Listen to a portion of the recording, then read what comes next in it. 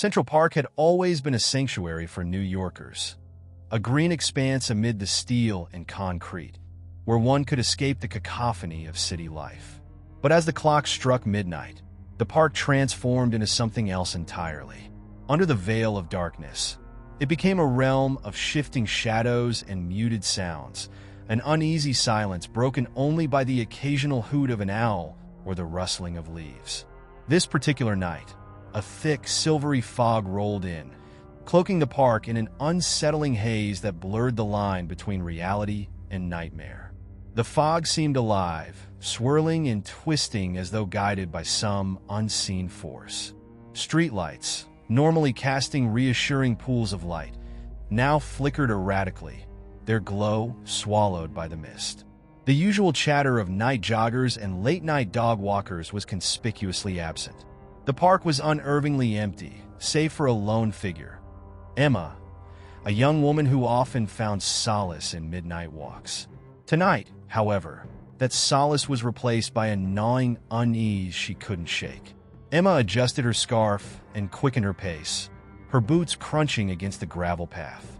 She had walked these trails countless times, but the fog distorted her surroundings, making even familiar landmarks seem foreign. The Bethesda fountain loomed ahead, its angelic statue barely visible through the mist. As Emma approached, she stopped abruptly, a chill running down her spine. The water in the fountain was still, unnaturally so, its surface reflecting the faint glow of the moon like a sheet of polished glass. A sound broke the silence, the faintest of whispers carried on the wind. Emma turned her head sharply, scanning the fog for any sign of movement. There was nothing but the oppressive mist and the skeletal outlines of trees. Yet, the whisper persisted, growing louder and more distinct. It wasn't the rustle of leaves or the distant hum of traffic. It was human, soft, fragmented words that seemed to come from all directions at once. "Help, please!" The voice was faint but unmistakable, and it froze Emma in her tracks. Her heart raced as she strained to locate the source. She called out hesitantly, her voice trembling. "Hello? Is someone there?" The fog swallowed her words, and for a moment, all was silent again. Then, footsteps echoed from somewhere ahead, faint and deliberate. Emma hesitated, every instinct telling her to turn back. But the voice returned, louder this time, laced with desperation. "Help me," against her better judgment. She followed the sound, her steps cautious and deliberate. The path led her deeper into the park, past the familiar ramble and onto a trail she didn't recognize. The fog thickened, and Emma's surroundings grew more alien with every step. The whispers grew into a chorus, overlapping voices that seemed to emanate from the trees themselves.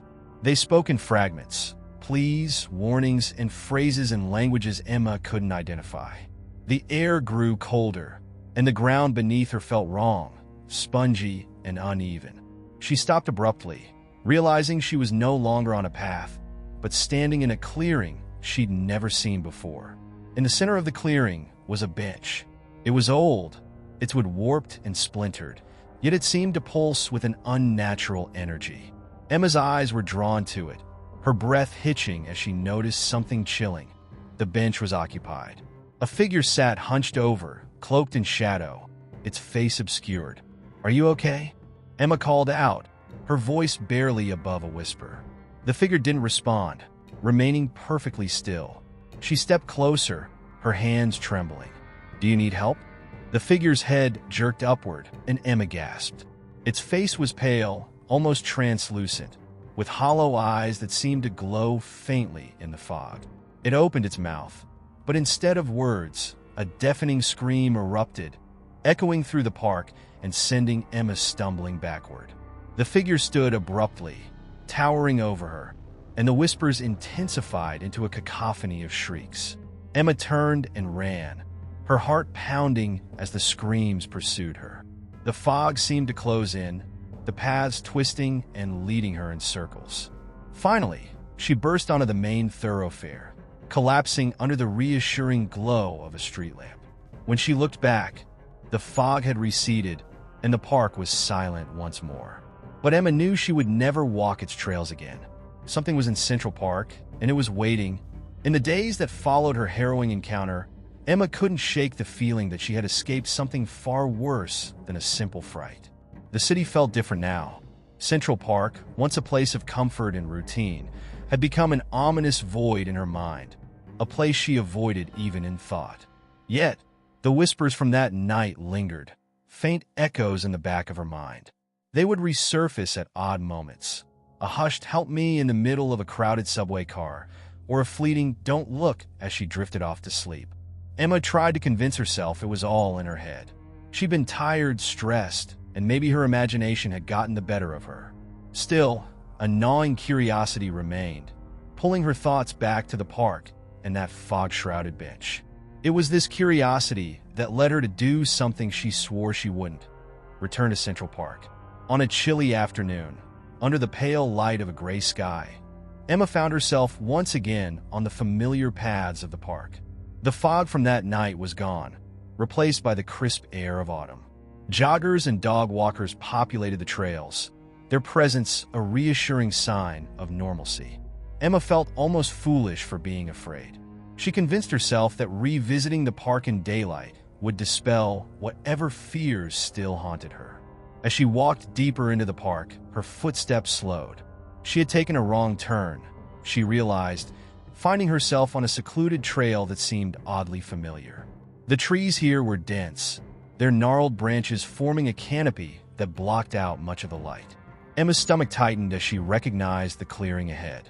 It was the same place from that night, the same bench, now unoccupied but no less unsettling.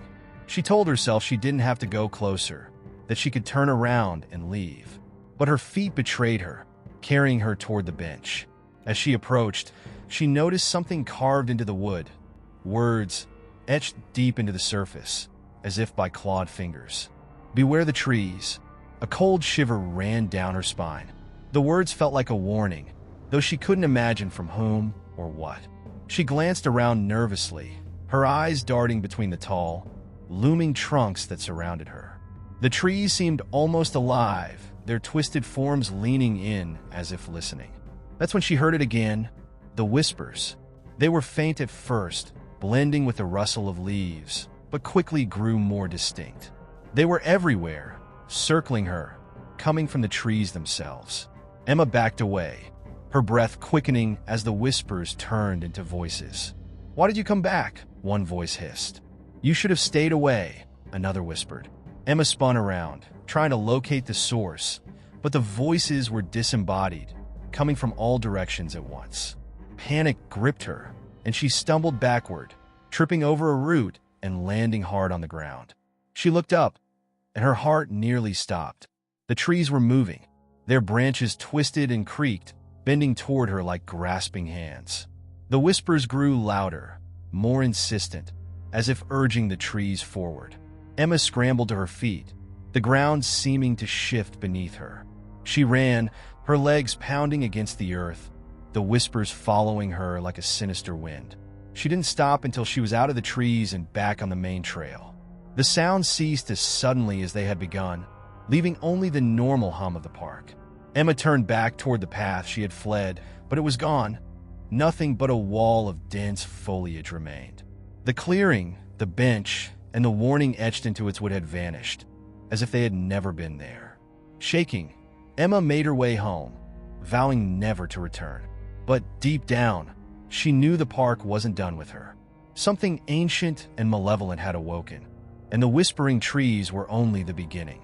Emma tried to resume her routine, burying herself in work and avoiding the thought of Central Park. But the whispers persisted, growing stronger and more insistent. They no longer waited for silence or solitude to haunt her. They came in broad daylight, in the bustle of city streets, and even in the white noise of her office. "Beware," they said. "We see you." Emma's co-workers began noticing her distracted state. Her boss, a sharp-eyed woman named Lydia, called her in for a private conversation. "You've been unfocused lately, Emma. Are you all right?" Lydia's tone was concerned, but her words felt distant, like they were filtered through static. Emma forced a smile, nodded, and promised to be more present. But her nights told a different story. The whispers invaded her dreams, luring her back to the park. They called her by name now, their voices blending into a dissonant chorus. Each morning, she woke drenched in sweat, her heart pounding. The worst part was the sensation of being watched, a prickling unease that stayed with her long after she opened her eyes. Determined to prove she wasn't losing her mind, Emma sought answers. She scoured the internet for stories about Central Park, looking for anything that might explain the strange occurrences. What she found was a tangled web of urban legends and half-forgotten histories. Ghostly apparitions near the Bethesda fountain, reports of people vanishing in the Ramble, and whispers of an ancient curse tied to the land. One story stood out. It told of a group of settlers who had lived on the land before it became Central Park. According to legend, they had angered something in the woods, a spirit or entity that protected the trees.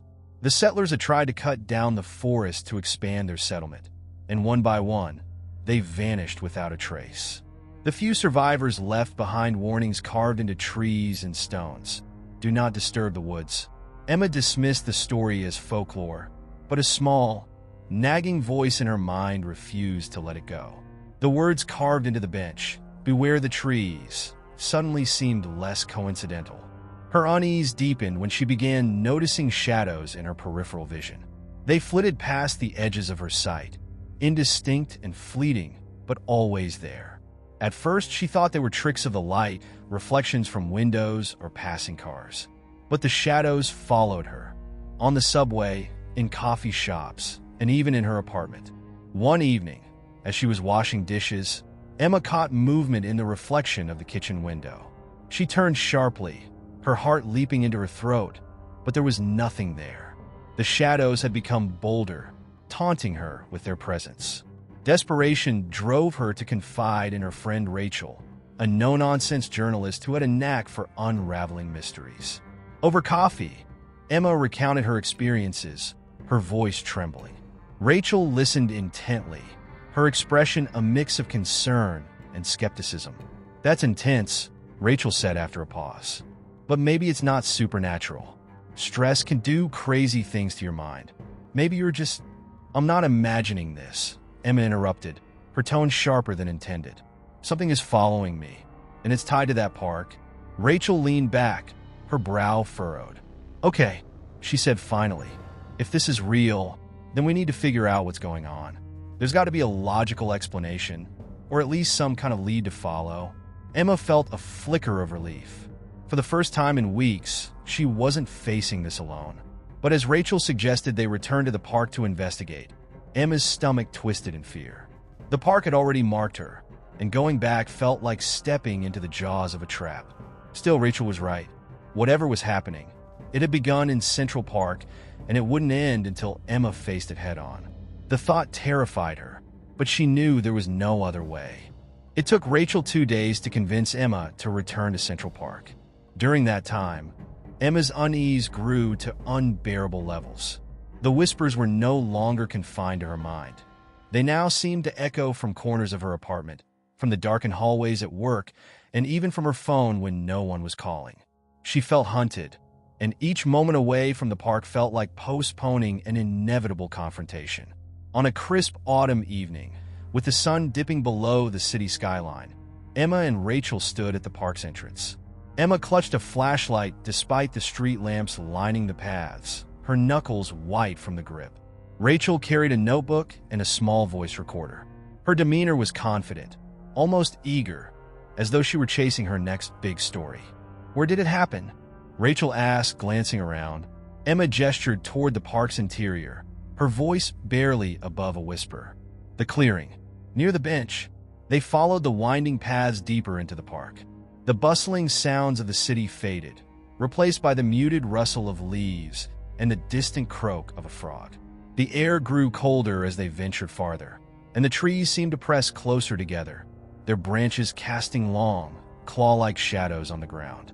Rachel's curiosity turned to unease as they neared the spot Emma had described. The energy in the air shifted, heavy and oppressive, like the park itself was holding its breath. "You weren't kidding," Rachel muttered, her voice tinged with nervousness. When they reached the clearing, Emma stopped abruptly. The bench was gone.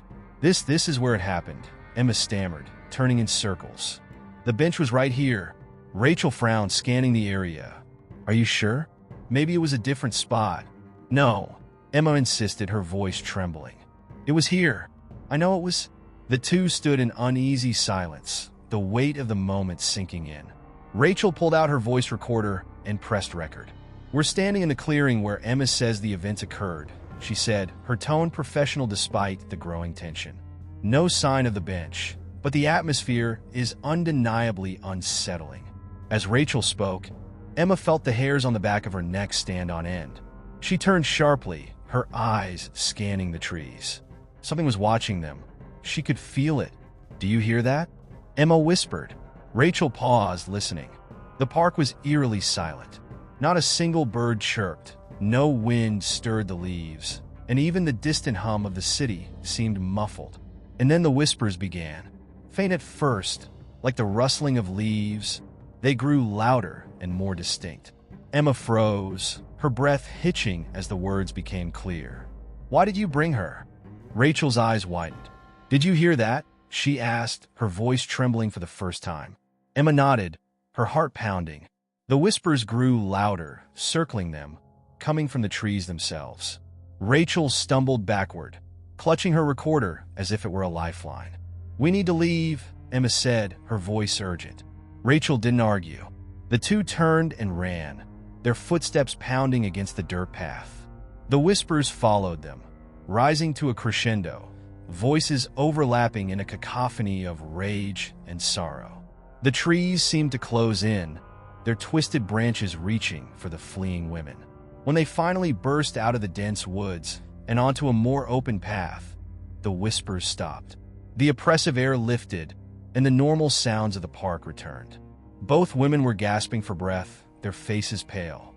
Rachel clutched Emma's arm, her voice shaky. This isn't just your imagination. Something's wrong with this place. Emma nodded, her fear giving way to grim determination. She didn't need validation. She'd known something was wrong from the start. But now, she had an ally, someone who had heard the whispers and felt the darkness. As they left the park, Emma glanced back one last time. For a moment, she thought she saw a figure standing in the shadows, a tall, featureless silhouette that seemed to blend into the trees. She blinked, and it was gone. Whatever was haunting Central Park wasn't finished with her. If anything, the events of the night made it clear that things were only beginning. Emma spent the night at Rachel's apartment, unable to face the creeping silence of her own.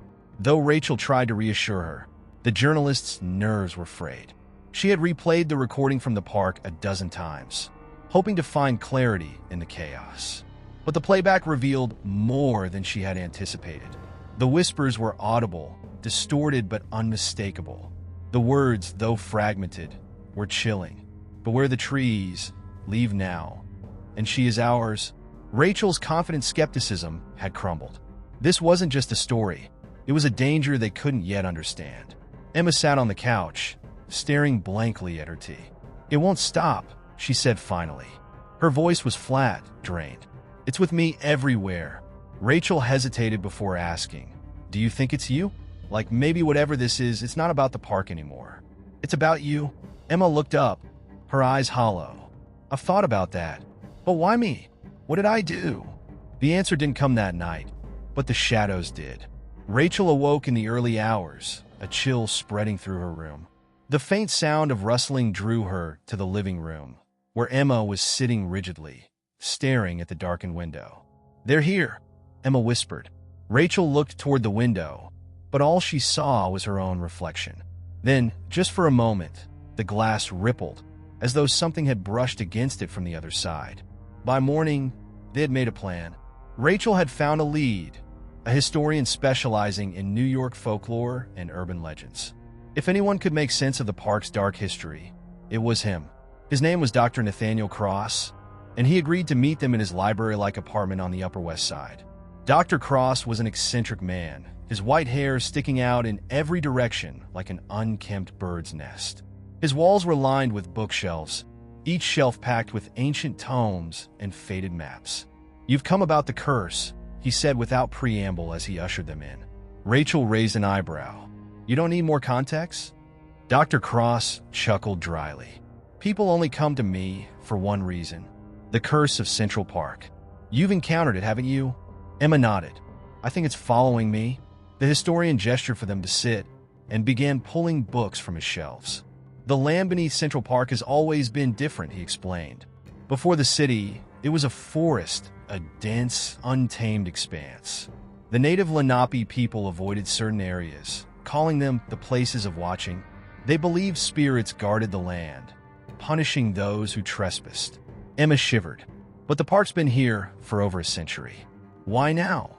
Dr. Cross set down a leather-bound book, opening it to a faded map. The spirits are patient. They don't measure time as we do. They act when provoked. He fixed Emma with a piercing gaze. Did you disturb anything in the park? Emma thought back to the bench, the carvings, and the fleeting urge to flee that she had ignored. There was a bench, she said hesitantly. It had carvings. Warnings, maybe. I touched it. Dr. Cross sighed heavily. The warnings aren't just folklore. They're barriers, a way to keep the spirits at bay. By touching them, you may have broken that barrier. Rachel leaned forward. Is there a way to fix this? To stop whatever's happening to her? Cross hesitated, his expression darkening. The Lenape believed in rituals to appease the spirits, but those rituals are lost to time. What remains is fragmented, half-remembered ceremonies and symbols. Reversing this, it's dangerous. The spirits don't take kindly to those who meddle twice. Emma felt a lump rise in her throat. If I don't try, what happens? Dr. Cross didn't answer immediately.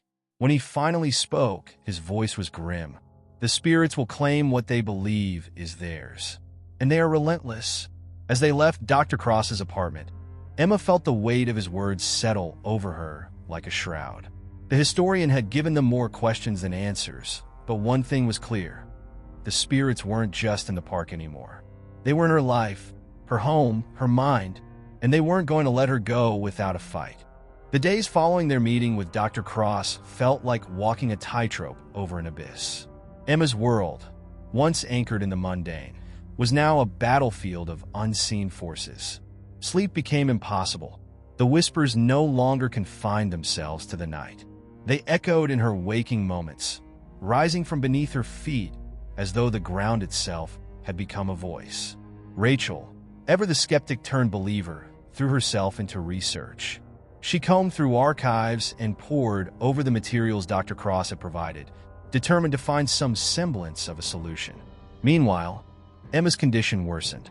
Dark circles formed under her eyes, her complexion grew pallid, and she began complaining of an itch beneath her skin. One evening, Rachel returned to Emma's apartment with a small stack of documents. I think I found something, she said, her voice laced with cautious optimism. Emma looked up from her spot on the couch, her eyes glassy. What is it? Rachel spread out a series of photocopied pages. It's a Lenape cleansing ritual, well, fragments of it. Dr. Cross mentioned it might exist, but he didn't think it would surface in written form. It's incomplete, but it talks about using natural elements from the cursed land itself to form a circle of protection. Emma blinked slowly. Protection? Not removal. Rachel hesitated. Right now, we focus on keeping you safe. Then we figure out how to break this thing entirely. Emma nodded, though her expression betrayed her doubt. She had started to feel as though the curse wasn't just external, it was seeping into her very being. That night, Rachel insisted on staying over. She had brought sage and candles, insisting they could at least create a protective space in the apartment. Emma watched as Rachel moved through the rooms, muttering affirmations she had found online. Do you feel anything? Rachel asked as she lit the final candle. Emma shook her head. No, but it's not the kind of thing you feel until it's too late. Rachel frowned but didn't respond. Instead, she turned her attention to the pages of the ritual, reviewing the steps they could attempt the following day. As the hours stretched into the night, Emma found herself scratching at her arm. The itch that had plagued her for days was now unbearable. She excused herself to the bathroom, closing the door behind her. Under the harsh fluorescent light, she rolled up her sleeve. Her breath caught in her throat, Carved into her forearm were faint, jagged lines, symbols she didn't recognize. They were shallow but precise, as though etched with purpose. Her skin burned as if the markings were alive, pulsating with an energy that made her stomach churn. "Rachel!" Emma's voice was hoarse, her panic spilling out as she opened the door. Rachel rushed in, her eyes widening as she saw the marks. "Oh my God! When did this happen?" "I don't know," Emma cried. "I've been scratching for days, but I didn't think—" Rachel interrupted her, grabbing the pages of the ritual. She flipped through them, her hands shaking. "These symbols, they're Lenape. They're part of the barrier warnings." Emma stared at her, horrified. "Why are they on me?" Rachel looked up, her face pale. "It's like the barrier is reforming, but it's using you as the canvas." The revelation sent a cold wave of dread through them both. If Emma was becoming a vessel for the barrier, what did that mean for her survival? Was she being claimed by the spirits as part of their world, a living reminder of their power? They spent the rest of the night in silence, both too afraid to sleep. The candles burned low, their flickering light casting eerie shadows on the walls. Emma sat on the couch, staring at her marked arm, while Rachel continued to pore over the ritual. Morning arrived with little fanfare, its light doing nothing to dispel the oppressive weight in the air. For Emma, the marks beneath her skin were a reminder that time was running out. For Rachel, the incomplete ritual represented a fragile hope. The park had extended its reach beyond its boundaries, and now, Emma carried its curse within her. The question that loomed over them both was no longer, how do we stop it? But rather, how far will it go? Emma's transformation was no longer a question of if, but of how fast. The markings on her arm grew darker with each passing hour, the once faint etchings now bold and ominous. She wrapped her arm in gauze, not to hide the symbols from others, but to avoid looking at them herself. Each glimpse felt like staring into a void, one that stared back. Rachel had become both her lifeline and her co-conspirator. While Emma wrestled with the physical and mental toll of the curse, Rachel dove deeper into the fragmented ritual, scouring for anything that could slow its progress. But progress felt like trying to cup water in her hands. Each discovery seemed to slip through her grasp. "This isn't sustainable," Emma said one morning, her voice raw from lack of sleep. "I can feel it.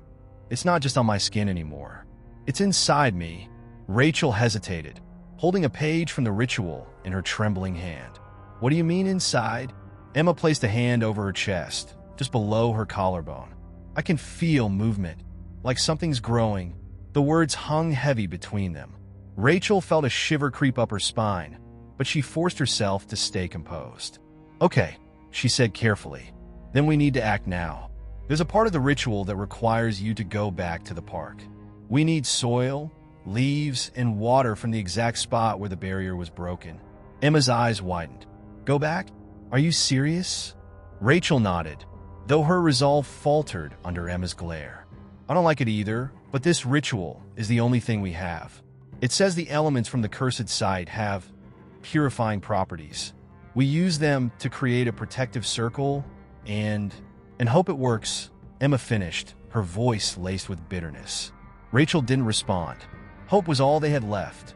That evening, armed with flashlights, gloves, and a small shovel, the two women returned to Central Park. The air felt heavier than before, as if the park itself had been waiting for their return. The once familiar trails now seemed alien, shrouded in a creeping fog that wasn't present anywhere else in the city. The bench came into view, its worn surface more sinister in the dim light.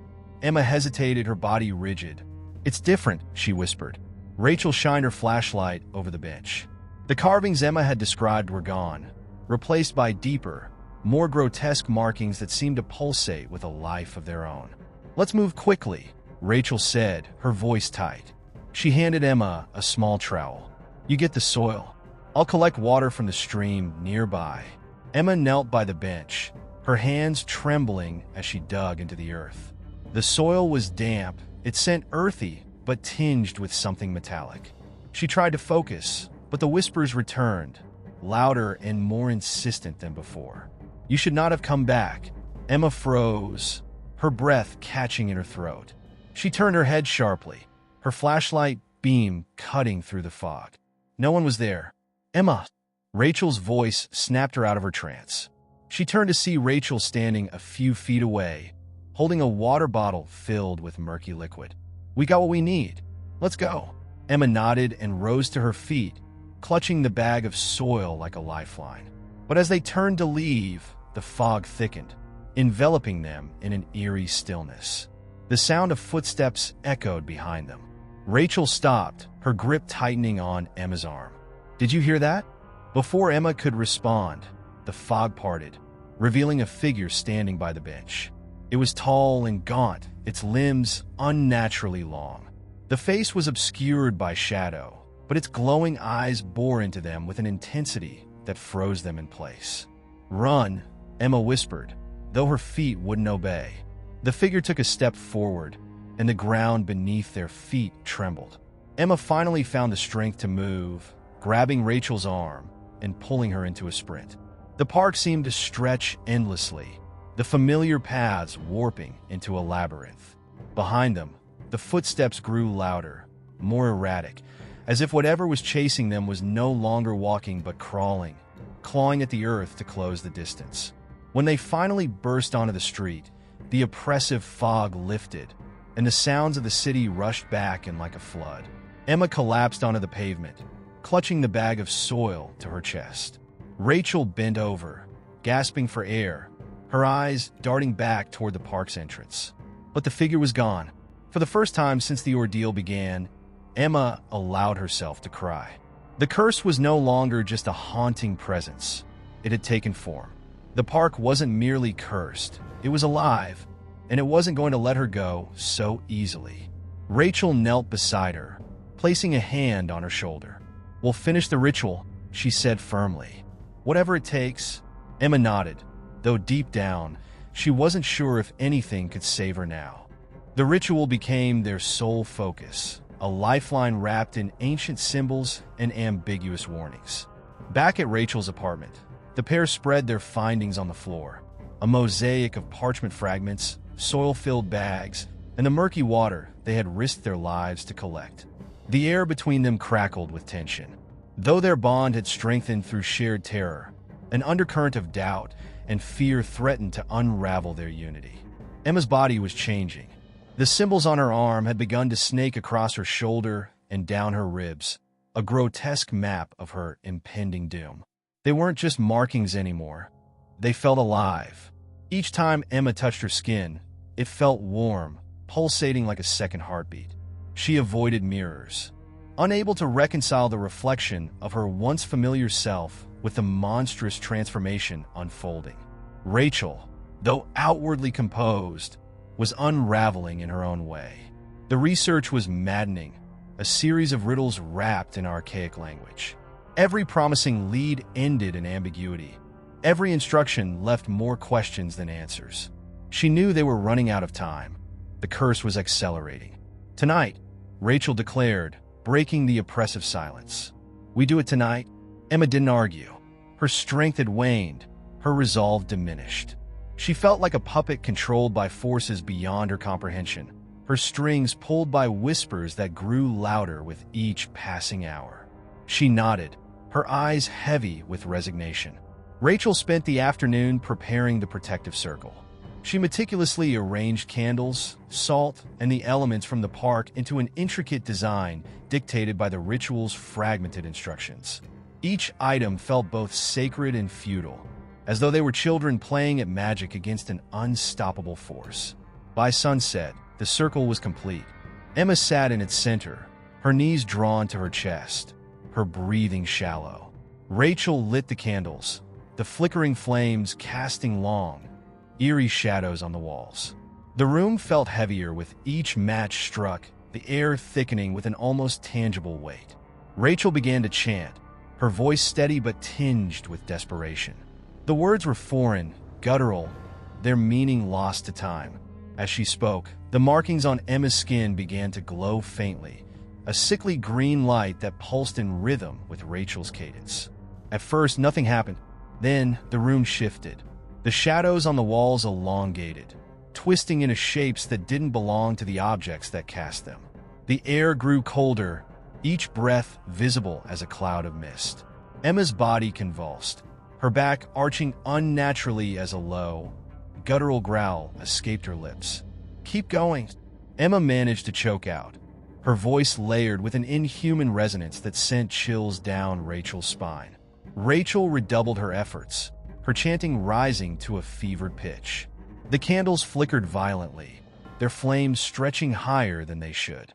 The markings on Emma's skin began to shift, writhing as though alive. The whispers Emma had been hearing now filled the room, a cacophony of voices speaking in a language Rachel couldn't understand. Suddenly, the ground beneath the circle cracked. A thick, black mist seeped through the fissures, curling around Emma's body. Rachel hesitated, her chant faltering as the mist reached the edges of the circle. "No!" Emma screamed, her voice a mix of terror and command. "Don't stop!" Rachel resumed the chant, tears streaming down her face. The mist recoiled slightly, as if repelled by the words. But it wasn't enough. The shadows in the room converged, forming a humanoid shape that loomed over the circle. Its face was featureless, its form constantly shifting, but its presence was unmistakably malevolent. The entity extended a hand toward Emma, the mist coiling tighter around her body. She screamed, her voice raw and filled with anguish. Rachel pushed herself harder, her voice cracking as she screamed the final words of the chant.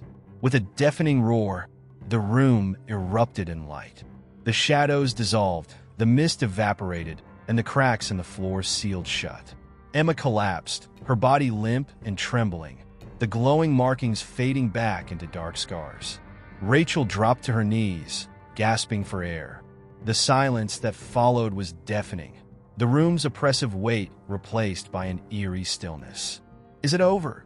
Emma whispered, her voice barely audible. Rachel didn't answer. Her eyes were fixed on the circle, where a single marking remained etched into the floor, a sigil that hadn't been there before. It pulsed faintly, as if alive, a reminder that their battle was far from over. The aftermath of the ritual hung in the air like a damp fog, clinging to every corner of Rachel's apartment. Exhaustion weighed on both women, but the eerie sigil etched into the floor was impossible to ignore. It pulsed faintly, as though it had absorbed the energy of the ritual and retained a fragment of the malevolent force they had banished, or thought they had. Rachel sat cross-legged on the floor, her face pale and drawn. She traced the sigil with trembling fingers, careful not to touch it directly. The design was intricate, a series of interwoven lines and symbols that seemed to shift and writhe when viewed too long. "This wasn't part of the ritual," Rachel muttered, her voice hoarse. Emma, sprawled on the couch with a blanket draped over her, managed a weak laugh. "You think?" It felt like I was being pulled apart. If that was a success, I don't want to know what failure looks like. Her attempt at humor fell flat, her words tinged with genuine fear. Neither of them dared suggest the obvious. The entity wasn't gone. The ritual had done something, but it hadn't ended the curse. The silence between them was punctuated only by the occasional flicker of a candle that hadn't yet burned out, as if the flames were reluctant to leave the room unguarded. As the hours dragged on, Rachel's mind churned with possibilities. The sigil was a message, or perhaps a warning. She rifled through the pages of her research, desperate to find any reference to the mark. Each page seemed to taunt her with its vagueness, its half-answers and cryptic warnings. Emma, meanwhile, found herself drifting in and out of consciousness, plagued by dreams that felt more real than waking life. In one dream, she was back in Central Park, standing at the edge of the lake. The water was still and dark, and her reflection stared back at her with glowing eyes. A voice called her name, soft but insistent, pulling her closer to the edge. She woke with a start, her heart racing, the sound of the voice lingering in her ears. "I can't do this anymore," Emma whispered as Rachel continued to pore over her notes. "I'm falling apart, Ratch. I don't even know who I am anymore." Rachel looked up, her expression unreadable. "I don't know who you are either." The words slipped out before she could stop them, a raw reflection of her own fears. She immediately regretted them, but the damage was done. Emma's face crumpled, and she turned away, pulling the blanket tighter around her. "I didn't mean that," Rachel said quickly, moving to Emma's side. "I'm just scared, okay? We're in over our heads, but I'm not giving up on you. We're gonna figure this out." Emma didn't respond, but she didn't pull away when Rachel placed a hand on her shoulder. They sat in silence for a while, the tension between them easing but not disappearing entirely. As dawn broke, Rachel finally found a lead, a passage in one of the older texts that referenced a sigil similar to the one on her floor. The text described it as a marker, a tether to something that existed between worlds. It wasn't a sign of victory, but a reminder of the entity's presence. Worse, the text warned that such markers could spread. The realization hit Rachel like a punch to the gut. "We didn't banish it," she said aloud, her voice trembling. "We opened a door." Emma turned to her, her eyes wide. "What do you mean, open a door?" "To where?" "To wherever that thing came from," Rachel replied, her voice barely above a whisper. She stared at the sigil, her mind racing. If the ritual had backfired, they hadn't just failed to rid Emma of the curse. They had invited something worse into their world. The weight of their mistakes settled over them as the first rays of sunlight filtered through the window. The sigil's faint glow persisted, a constant reminder that their battle was far from over. The days following the ritual were marked by a creeping tension that neither Rachel nor Emma could escape. Despite their best efforts to return to some semblance of normalcy, the haunting presence of the sigil in Rachel's apartment loomed large, its glow still faintly visible as a reminder of their failure. Every time Rachel entered the room, she couldn't shake the feeling that the air was thicker, charged with a malevolent energy that seemed to grow stronger with each passing hour. Emma, too, felt the weight of the curse pressing down on her. The once subtle markings on her skin had spread further, winding around her torso and creeping onto her neck. They burned constantly now, a dull, throbbing pain that pulsed with every beat of her heart. She tried to ignore it, but the sensation was ever present, reminding her that the entity was still connected to her, still claiming dominion over her body. Rachel had done everything she could think of, researching rituals, searching for ancient remedies, and even considering reaching out to other occultists. But every step forward only revealed more unsettling truths, leading her further down a path where every answer seemed to pose more questions. She couldn't bring herself to believe it, but the evidence was undeniable. Something had latched onto Emma, and it was growing stronger. "I don't think we can do this alone," Rachel admitted one evening, her voice hollow. She had been pacing the apartment, her mind reeling with the enormity of the situation. "We need help. Someone who's dealt with this kind of thing before." Emma raised an eyebrow, her expression a mix of frustration and resignation. "And who would that be, exactly? Are we just going to knock on random occultist doors and hope they have the magic cure?" Rachel hesitated, but the truth was clear. Their resources were running thin. No matter how much research she poured over, no matter how many texts she combed through, she was out of leads. The situation had surpassed the scope of her understanding, and Emma was deteriorating faster than she could keep up with. They needed someone who had seen things like this before, someone with more experience than either of them. "I think I know someone," Rachel said, her voice uncertain. "A friend of mine from college. She's into this sort of thing, but I don't know if she can help. She's always been a bit of an enigma, you know?" Emma nodded, but her gaze was distant. "At this point, I don't care how strange they are. If they can fix this, I'm willing to try anything." That night, Rachel made the call. The phone rang for several moments before a voice answered, smooth and disinterested. "Rachel?" the voice asked, with just a hint of recognition. "What's this about?" "Raven," Rachel began, her voice hesitant. "I need your help. I know it's been years, but we're in trouble. I have someone with me, and there's something wrong, something we can't fix on our own." There was a long pause on the other end. "I don't help for free," Raven finally said, her tone flat. "But if you're serious about this, meet me at the usual spot. Midnight. Don't be late." The line clicked, and Rachel stared at the phone in her hand, her mind a whirlwind of doubt and anticipation. By midnight, they were standing at the edge of an old, abandoned warehouse on the outskirts of the city, Raven's usual meeting place. The building was shrouded in shadows, its windows boarded up, and the entire area felt suffocating, as though it existed in its own isolated pocket of time. Raven emerged from the darkness, her silhouette slender and almost ghostly in the dim light. She was dressed in black, her eyes hidden behind a pair of dark sunglasses despite the late hour. Her reputation in the occult community was as enigmatic as it was unsettling. Some said she dabbled in dark magic. Others whispered that she had a direct line to forces beyond human comprehension. "You got the girl?" Raven asked, her voice cool and assessing as she looked past Rachel at Emma. Rachel nodded, her throat tight. Emma stood beside her, clearly uneasy but willing to take any chance offered.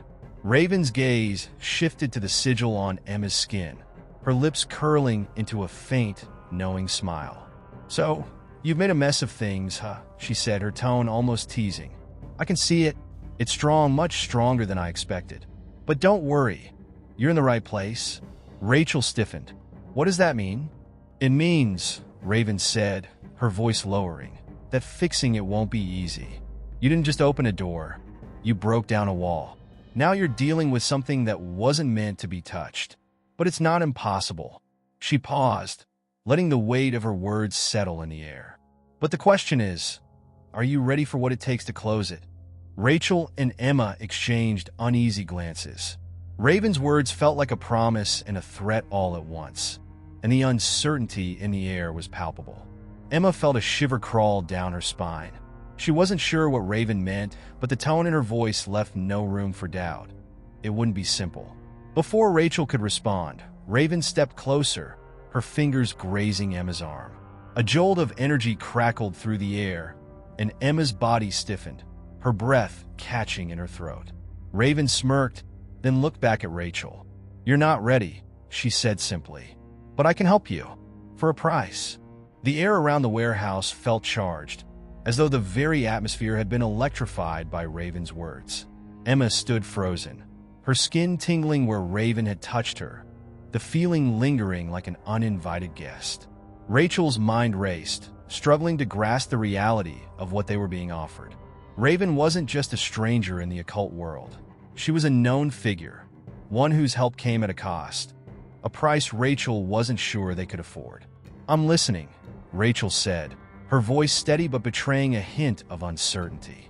The weight of the decision settled on her shoulders, but Emma's condition had only worsened, and if this was their only chance, they had to take it.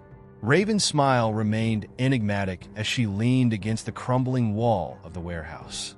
The dim light from a nearby street lamp cast long shadows across her features, adding to the mystery that surrounded her. "I don't work for free," Raven said simply, her tone businesslike. "The power I wield is not without consequence. Every transaction, every favor I extend, comes with a price. You understand that, don't you?" Rachel glanced at Emma, who was staring at the ground, visibly drained. The curse had taken its toll on her, leaving her physically and emotionally fragile. Emma was desperate. They both were. But could they truly trust Raven? And what would the cost be? Rachel didn't have answers, only an overwhelming sense of urgency.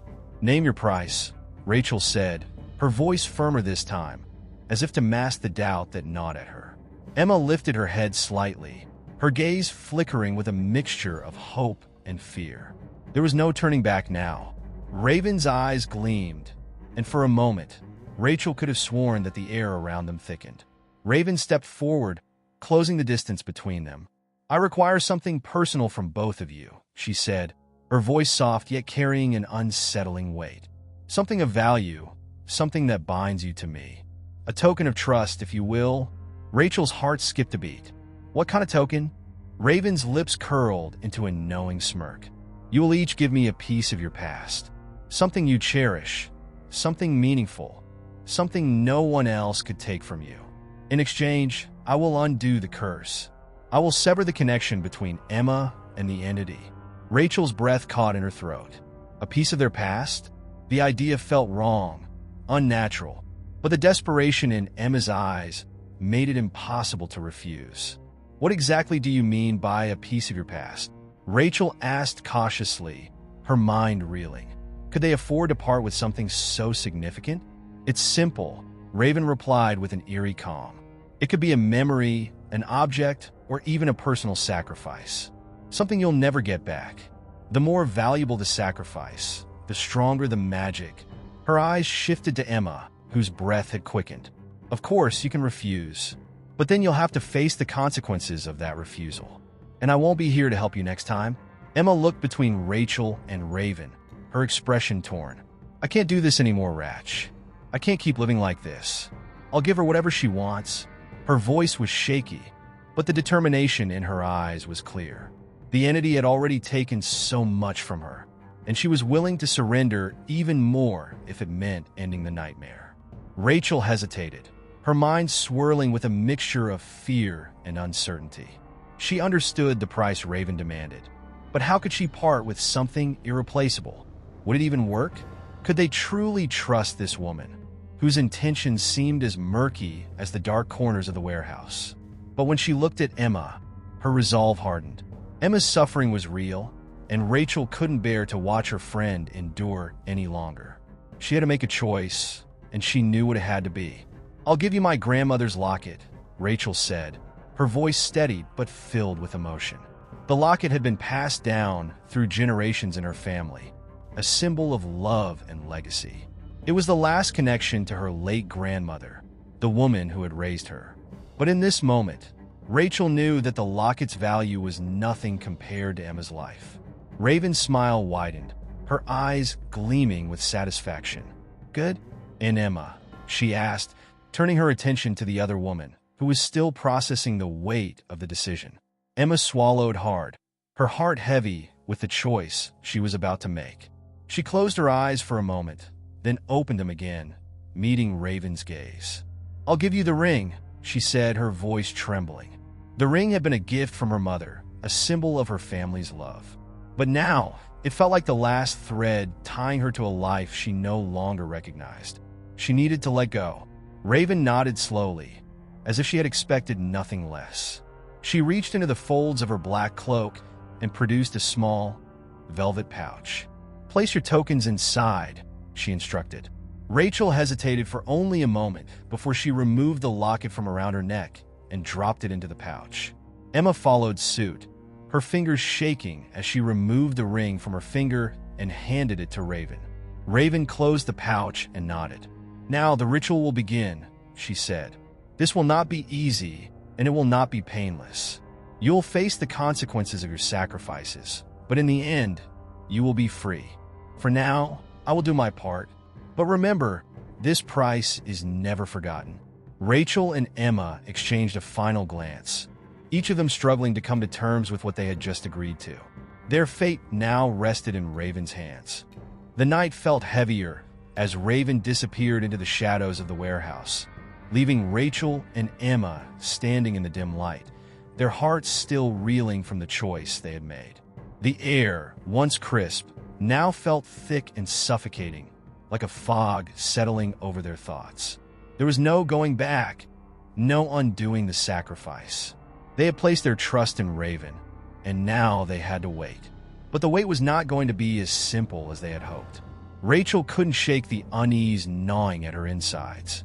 It wasn't just the heaviness of their decision. It was the feeling that something else was at play, something Raven hadn't warned them about. The calm confidence Raven had displayed earlier seemed like a mask, and Rachel couldn't shake the feeling that they had walked into something far darker than they had ever anticipated. "What now?" Emma's voice broke through Rachel's swirling thoughts, the sound fragile, as though she were afraid of what the answer might be.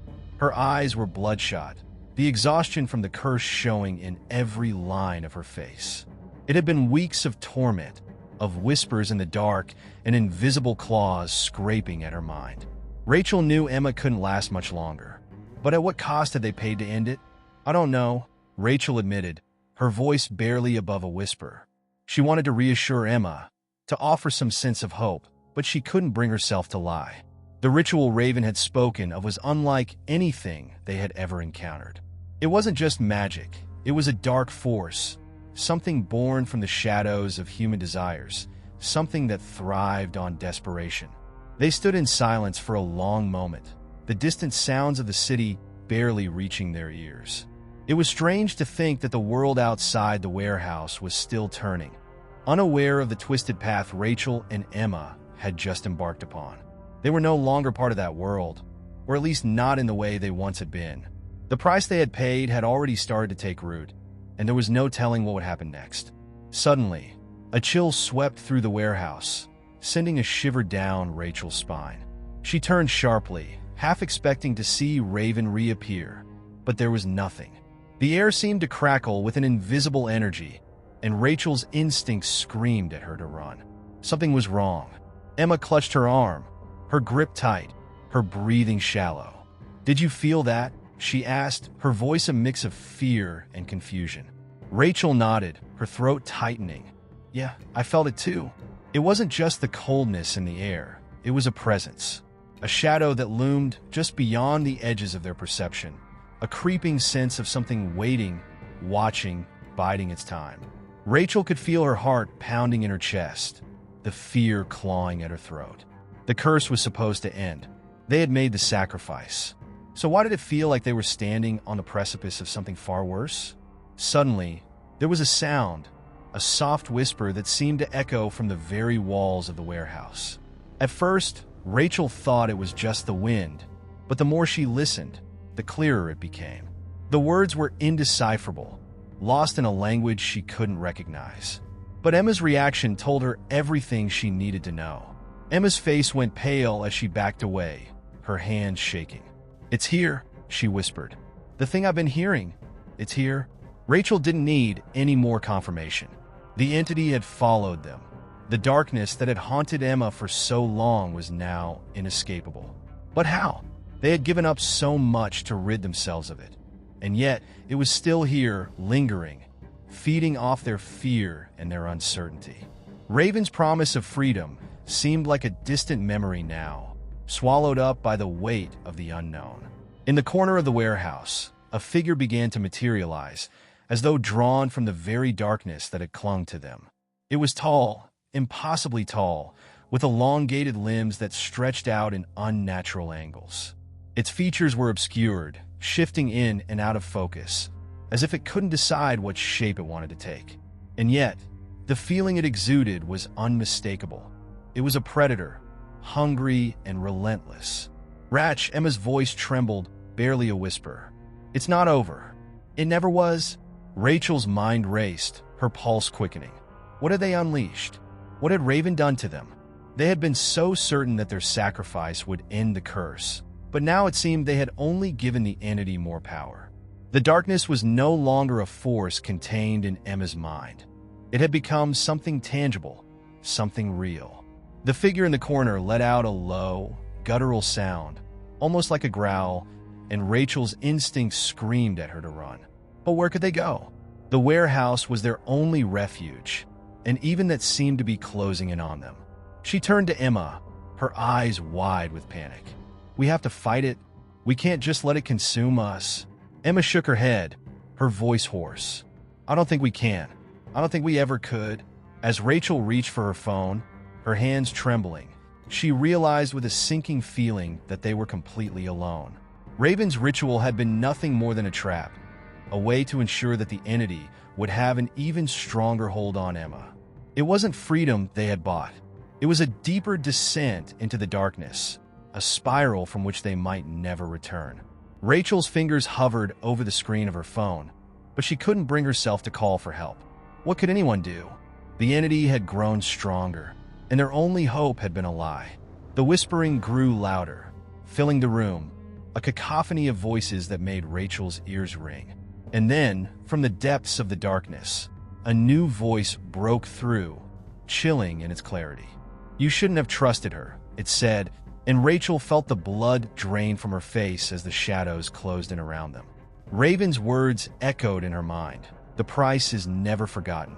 And in that moment, Rachel understood the true cost of the magic they had sought. The warehouse was no longer a sanctuary. It had become a prison, its walls closing in on Rachel and Emma with each passing moment. The shadowy figure that had materialized in the corner seemed to pulse with an unnatural energy, its form distorting and shifting, as though it couldn't decide what it wanted to be.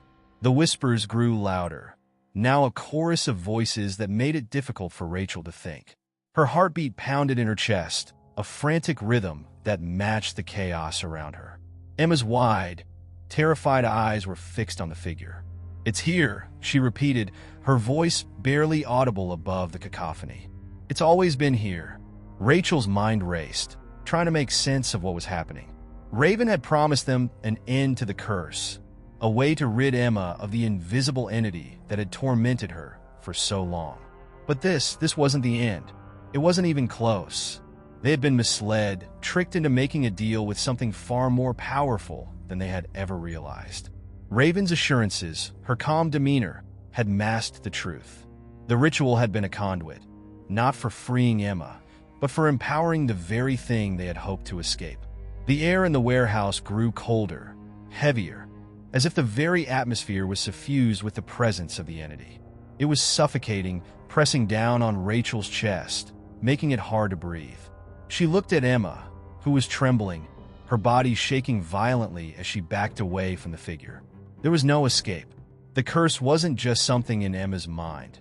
It had manifested, become something real, something that couldn't be banished with a simple incantation. Rachel reached out, her hand trembling as she grasped Emma's arm. "We can't just stand here. We need to do something." Emma turned to face her, eyes wide with fear. "What can we do? We've already given it everything. She broke off, her voice catching in her throat as the figure in the corner of the warehouse seemed to lurch forward, its limbs stretching unnaturally long. It was a grotesque parody of a human form, a thing made of shadows and nightmares, and its presence chilled Rachel to her very core. The whispers grew louder, now accompanied by a low, guttural growl that seemed to vibrate in Rachel's bones. "This isn't just about the curse," Rachel said, her voice shaking as she tried to make sense of it. "This is something more." Raven, she didn't tell us the whole truth. She was playing us. She knew this would happen. Emma looked at her, her expression one of despair. "How could we have known?" She seemed so sure, so confident that this would work. Rachel gritted her teeth, her fists clenched. "We trusted her. We put our faith in her, and now we're paying the price." The air in the warehouse felt suffocating, thick with the presence of the entity. It was as if the very fabric of reality had bent, twisted by their actions. The figure in the corner seemed to grow larger with each passing second, its form becoming more defined, more menacing. Rachel felt her pulse quicken as the whispers intensified, now a maddening barrage of voices that made it impossible to focus. She couldn't think, couldn't breathe, as the darkness seemed to reach out for her.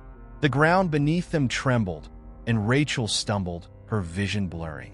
She tried to steady herself, but the world around her seemed to shift, distorting in a way that was both disorienting and terrifying.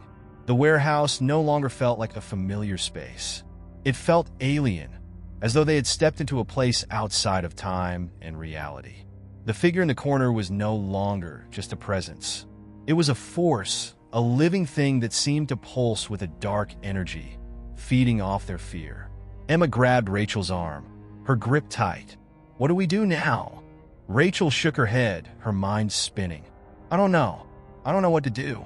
The whispers seemed to fade for a moment, and in that silence, a single word echoed through the warehouse: betrayal. It was as if the figure had spoken directly into her mind, the words slicing through her like a blade. Betrayal. The word reverberated in her skull, echoing in the emptiness of the warehouse. It was a reminder, a cruel twist of fate. They had trusted Raven, and in doing so, they had condemned themselves. They had chosen a path that led them here, to this moment, and there was no turning back. Emma's voice was a fragile whisper. Raven, she knew. She knew what would happen. Rachel nodded, her eyes narrowing with a mixture of rage and desperation. She played us, and now we're stuck with the consequences. The figure in the corner shifted again, moving toward them, its form growing ever more grotesque. The air grew colder, the shadows deeper. Rachel could feel the darkness pressing in on all sides, suffocating her, pushing her toward the edge of insanity. She had made a mistake. They had made a mistake, but there was no time for regrets. The only thing left to do was survive. Rachel's heart pounded relentlessly as the creature's presence loomed ever closer, its shape twisting like an evolving nightmare. The figure seemed to be drawn toward them, propelled by some unseen force, its movements unnatural and unsettling. The air itself felt corrupted, laden with a palpable, suffocating dread. Despite the overwhelming terror that gripped her, Rachel couldn't help but feel a deep, gnawing sense of urgency. It wasn't just her survival that was at stake anymore. Emma's life, their very essence, was entwined in this dark web they had unknowingly stepped into. "Emma, stay close," Rachel urged, her voice hoarse and trembling. She wanted to reach out and pull Emma into an embrace, but there was no time for such comforts. Every second felt like an eternity, and every corner of the warehouse seemed to echo with the growing strength of the entity. Their breaths were shallow, and despite the claustrophobic air, Rachel felt a rising sense of urgency. They couldn't keep running from it. They needed to plan a way out. Emma, her face pale and drawn with fear, nodded but didn't speak. She was lost in the same chaos of thoughts Rachel couldn't quite pull herself from. In the corner of her mind, there was a flicker of understanding. Raven had orchestrated this. Raven had set the stage for this nightmare, and in her absence, it fell to Rachel to find a way out. But how? The ritual had failed. The promise of salvation was nothing but a hollow lie. This entity, this abomination, had been unleashed, and it was clear that it was far from an ordinary curse. It was a force of nature, of raw power, and it was thriving in the presence of their fear. It had only grown stronger as they tried to escape it, each failed attempt feeding it further. Rachel's mind raced, her thoughts crashing into each other like thunderclouds. What could they do now? What possible recourse could they take?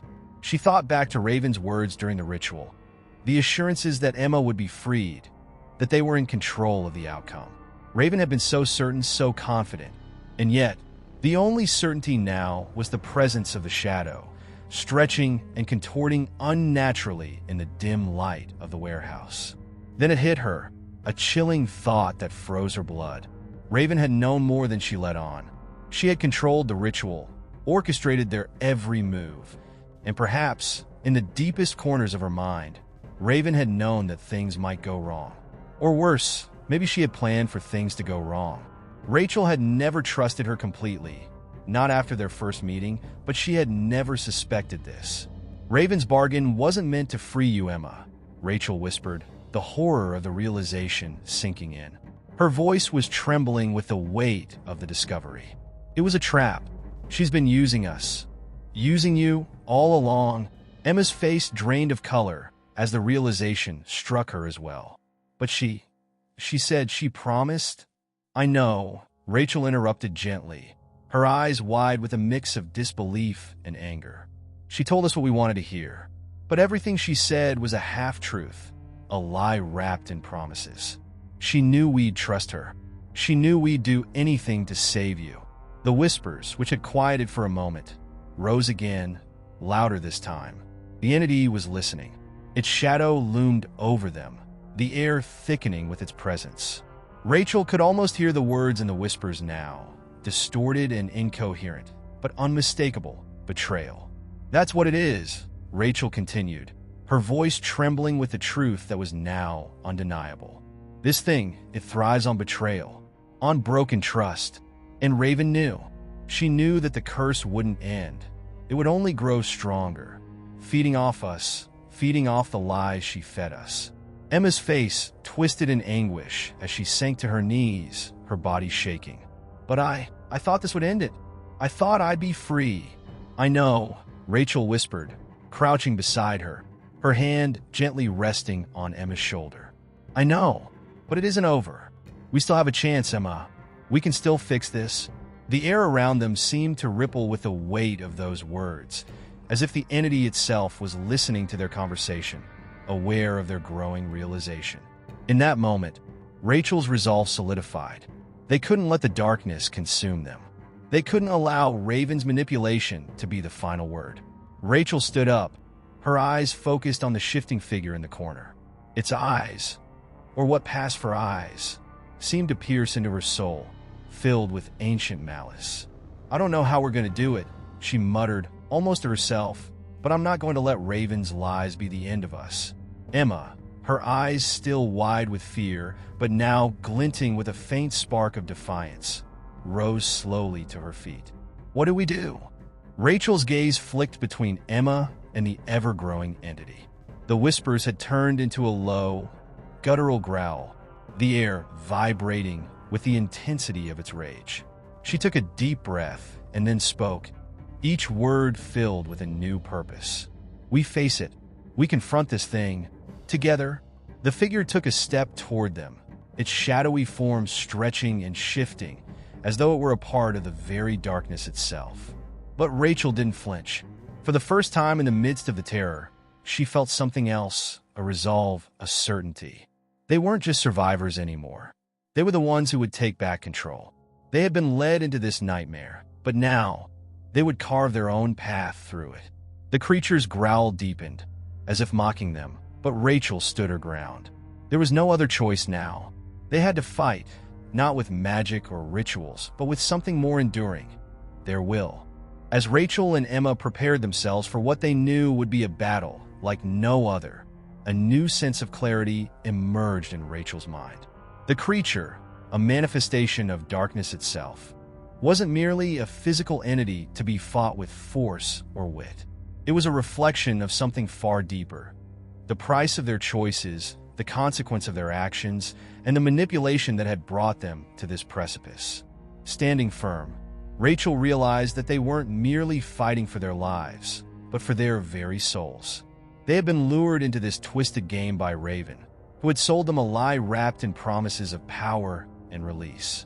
In this moment, as the creature advanced toward them, Rachel understood that the power Raven had spoken of wasn't the ability to control the dark forces at play. It was the power to be consumed by them. Emma, her face etched with the horror of their situation, seemed to grasp the truth in a similar way. Her earlier doubts, her fears, now merged into a singular resolve. "This isn't just about escaping," she whispered, her voice steady. "It's about breaking free from everything Raven promised us. This thing, this curse, it's not going to let us go unless we make it." The creature was close now, and its presence was suffocating. The air around them seemed to vibrate with an unnatural energy, a static charge that made the hairs on Rachel's arms stand on end. The shadows it cast stretched long and far, crawling across the walls like liquid darkness. The entity's form shifted erratically, its shape unfathomable, as though it existed on multiple planes at once. Rachel took a deep breath, gathering every ounce of her courage. She reached into her coat pocket and withdrew the last of the ritual's remnants, a small crystal, once glowing with promise, now dull and lifeless. She had nearly forgotten it in the chaos of the last few days, but now it felt important, somehow perhaps a key to breaking the curse. "We need to end this, Emma," Rachel said, her voice steady but filled with an urgency that neither of them could ignore. "We can't fight it in the way we've been trying. We have to offer something. We have to make it want to let go." Emma's eyes widened in confusion. "What do you mean? Offer what?" Rachel met her gaze, her expression a mixture of determination and fear. "The creature feeds on betrayal and broken trust. It's not about defeating it physically. It's about making it see that we won't play by its rules. We've been manipulated, but we have the power to change the terms of this game. But it's going to cost us." Emma's brow furrowed, and she looked at the dark figure inching closer, the air thickening with its malicious presence. "What kind of price?" "I don't know yet," Rachel confessed, her voice strained as the creature closed the gap between them. "But I'm willing to find out. We've already lost so much. If we don't take control now, we'll lose everything. And Raven, she's long gone. We can't rely on her. We can only rely on ourselves." Emma hesitated for a moment, clearly conflicted. Her instinct was to retreat, to run, but Rachel's words resonated deep within her. What was the alternative? To stay trapped in this nightmare? Constantly running from something they didn't understand? No. She had come this far, and she wasn't about to let the creature, or Raven, define her fate. Okay, Emma whispered, her resolve hardening. We do this together. The creature halted for a brief moment, sensing the shift in their energy. It had been drawing power from their fear, from the uncertainty of their choices. But now that was changing. Rachel felt a surge of defiance, a burning determination to not let this darkness control them any longer. Taking a step forward, Rachel held the crystal out in front of her. The shadows writhed at its touch, as if the crystal itself had awakened something ancient within the creature. She could feel the pull of the entity, a magnetic force that seemed to tug at her very soul. But she refused to yield. The crystal began to glow faintly, casting a dim light that contrasted with the oppressive darkness surrounding them. We offer you this, Rachel said, her voice steady as she spoke the words that had been building in her mind. We offer you the truth. We offer you our choice. We choose to face you, not in fear, but in defiance. We choose not to play by the rules of betrayal you've set for us. The creature let out a low, guttural growl, its form writhing violently as if in pain. The shadows seemed to recoil from the light of the crystal, but they quickly reformed, growing ever more hostile. It was fighting back, resisting their declaration. It was not used to this type of challenge. It was used to feeding on weakness, on desperation. But now, in the face of their defiance, it was confused, disoriented. Rachel pressed on, holding her ground. We are no longer your pawns, your victims. We will not betray each other. We will not let you consume us. Emma stepped up beside her, her own resolve shining through.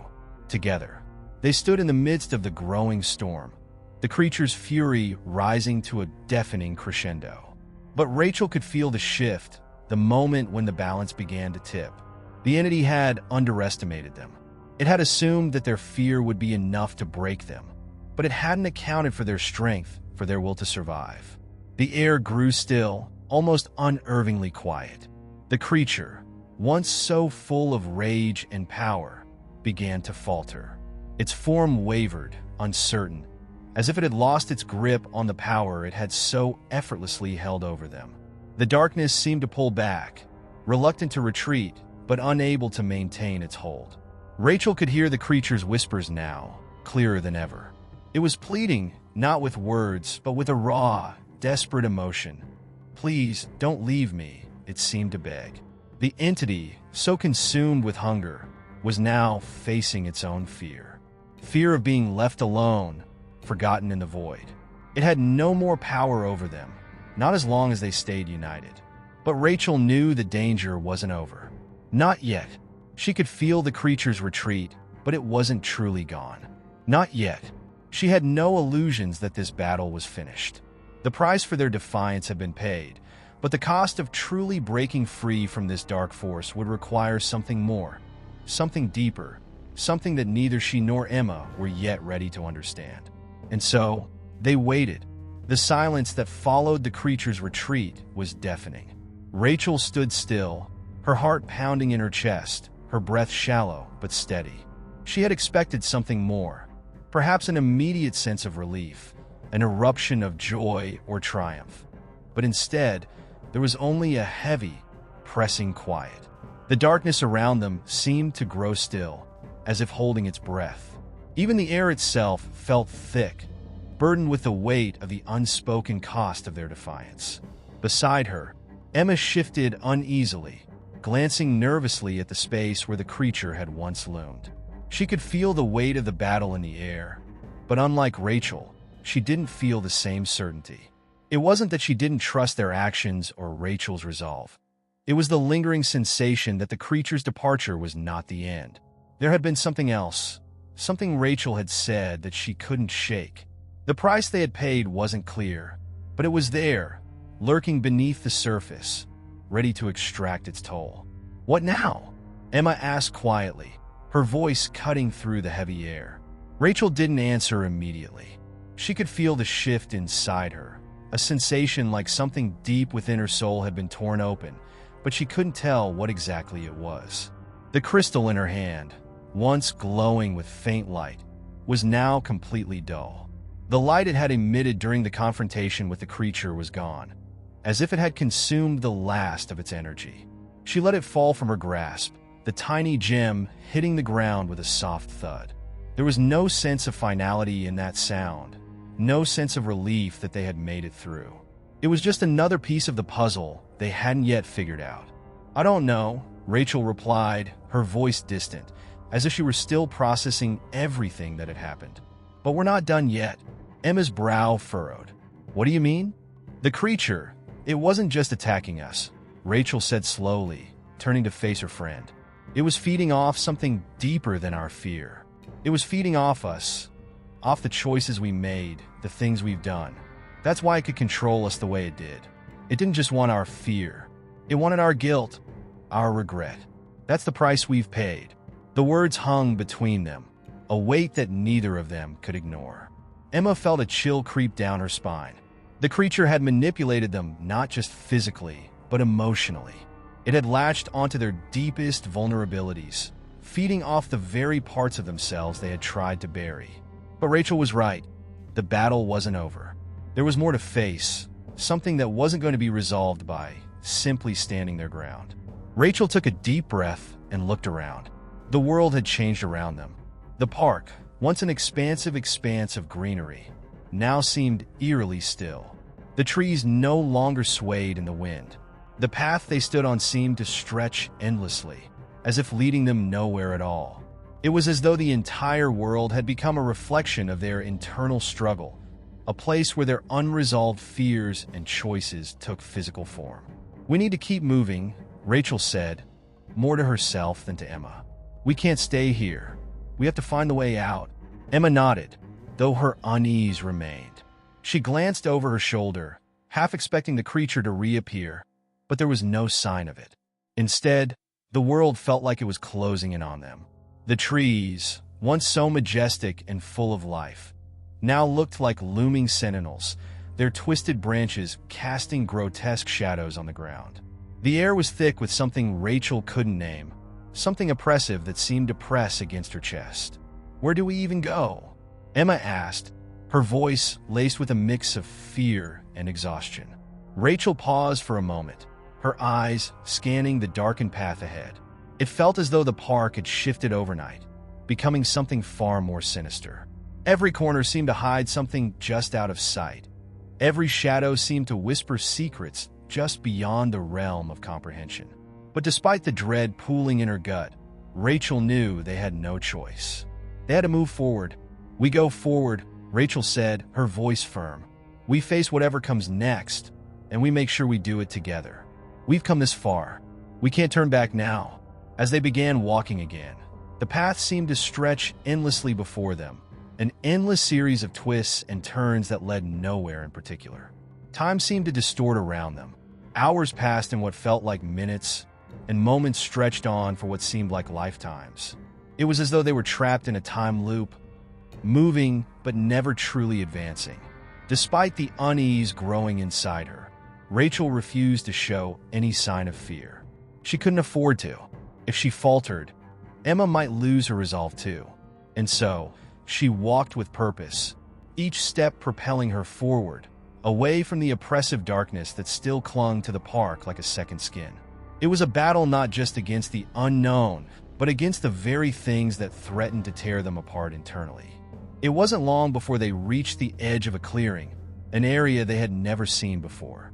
In the center stood a strange altar, its stone surface worn by time, but still eerily pristine in the midst of the chaos. Atop the altar, a glowing symbol pulsed softly, an ancient marking that seemed to beckon them closer. Rachel's heart skipped a beat. She recognized it from the old book she had discovered during their search for answers. It was a symbol of binding, of sealing a pact. A part of her wanted to turn away, to leave it all behind, but she knew deep down that this was the next step. "This is it," Rachel whispered, more to herself than to Emma. "We're here?" Emma looked at her, unsure. "What is it?" "It's where it all started," Rachel said, a mix of fear and awe in her voice. "The source. The place where Raven made her pact. This is where we finish it, The decision was made. They had come this far, and they couldn't afford to stop now. The cost of their freedom had been heavy, and the price was still unclear. But there was no turning back. The only way out was forward. As Rachel and Emma approached the altar, the air around them seemed to grow heavier, the atmosphere thick with the weight of what was to come. The pulsing symbol on the stone seemed almost alive, its light flickering as if it held the power to change everything.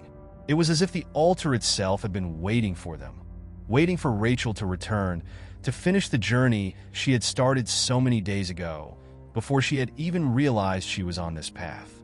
Rachel hesitated, her hand hovering just above the symbol. The book had warned her about the dangers of touching the seal. Its power, once unleashed, could have consequences far beyond her comprehension. But the book had also promised that this was the way forward, the way to break the cycle, to defeat the creature once and for all. She had always known that the road ahead would be fraught with danger. But now, standing before the altar, it felt as though the true weight of that danger had caught up with her. "Are you sure?" Emma asked softly, her voice tinged with fear, but also a quiet determination. This could be the end of everything, Rachel. Once we break the seal, there's no going back." Rachel turned to Emma, her expression somber but resolute. She knew Emma was right, and that thought had haunted her for days. There was no telling what would happen once they disturbed the seal. But Rachel also knew that the creature they had faced, the one that fed on guilt and fear, was no longer just a threat to them. It was a threat to everyone. If they didn't finish this now, it would continue to spread, continue to destroy, until nothing remained. She couldn't let that happen. "I know," Rachel said quietly, her fingers brushing the cool surface of the altar. "But if we don't do this, if we don't take this last step, everything we've been through will be for nothing. I don't know if we can survive another round with it." Emma looked at the altar, then back at Rachel, her eyes filled with both fear and trust. She had followed Rachel through this entire ordeal, and while the path had been dark and filled with uncertainty, she had never once wavered. Emma knew this was the only way. If they didn't break the seal, they would remain trapped in this endless cycle of fear and guilt. And as much as she feared the consequences, she feared what would happen if they didn't act even more. "Okay," Emma whispered. "Let's do it." Rachel closed her eyes for a brief moment, gathering her resolve. She placed her palm flat against the symbol, and in an instant, she felt the power of the altar rush through her. It was like electricity surging through her veins, intense, overwhelming, and painful. Her breath caught in her chest, and for a moment, she thought she might lose consciousness. But then, as quickly as it began, the pain stopped. The light from the symbol dimmed to a faint glow, and the ground beneath them trembled. Rachel stumbled backward, her heart racing, as she looked up. The world around them seemed to be shifting, twisting, as if the very fabric of reality was warping. The trees in the distance shook, their branches bending unnaturally, their leaves rustling in a wind that no longer felt natural. The sky above them darkened, the clouds swirling into an ominous vortex, as though the seal had unleashed something much greater than they had anticipated. What did we do?" Emma gasped, her face pale with fear. She took a step back, her body tense as she scanned the surroundings. Rachel didn't answer immediately. She couldn't. Her mind was racing, trying to comprehend what had just happened. The altar had reacted. "No," responded to her touch, but it felt as if something had been unleashed in the process. It was as if the creature's power, or perhaps something worse, had been awakened, and she wasn't sure if they had just made a terrible mistake. The ground beneath them shook again, this time more violently. Rachel reached out, grabbing Emma's arm to steady her as the air seemed to ripple with an unseen force. It was a power that pressed in from all directions, as though something was trying to break through, something far darker than the creature they had faced. It wasn't just a physical presence, it was an emotional one too. The sense of guilt and fear that had plagued them now seemed to come alive, swirling around them in invisible currents. Rachel felt it press against her chest, threatening to suffocate her. The same emotions that the creature had fed on now flooded her mind, twisting and warping her thoughts. "It's not over," Rachel whispered, her voice hoarse with realization. "We've only made it worse." The realization hit her like a wave, and for a moment, she couldn't breathe. She had broken the seal. Yes, but in doing so, she had unknowingly opened a door to something far worse than she could have ever imagined. The creature was not just a manifestation of fear. It was a guardian, a warden, designed to hold back an even darker force. And now, that force was free. Emma looked at her, her eyes wide with terror. "What do we do now?" Rachel opened her mouth to speak, but found that the words wouldn't come. There was nothing she could say that would make this situation better. They had made a choice, and the consequences of that choice were unfolding before them. She could feel the pressure building, the weight of their decisions crushing down on them, as if the very air had become thick with regret. Before she could respond, the ground beneath them cracked open, and from the rift, a figure emerged, a shadowy, indistinct form that seemed to ripple and shift with every step. It moved with a predatory grace, its form ever-changing, never fully solid. And as it stepped into the clearing, the sense of dread that had been building in Rachel's chest bloomed into full, suffocating terror. The figure was not the creature they had faced before. No, this was something different, something far older, far more dangerous. Rachel didn't know how, but she knew that the creature had been just the beginning. What stood before them now was the true consequence of their actions, an ancient, malevolent force unleashed from its prison. And in that moment, Rachel knew that the real battle had just begun. The figure before them was nothing like the creature they had faced. It was taller, darker, and exuded an aura of pure malice, as if it had been forged from the very darkness Rachel had spent so long running from. There were no eyes, no discernible features beyond the ever-shifting shape of the figure, and yet Rachel could feel its gaze piercing her, deep, primal, and unrelenting. It was as if this creature was older than the world itself, an entity born from the void, from the deepest corners of fear and despair.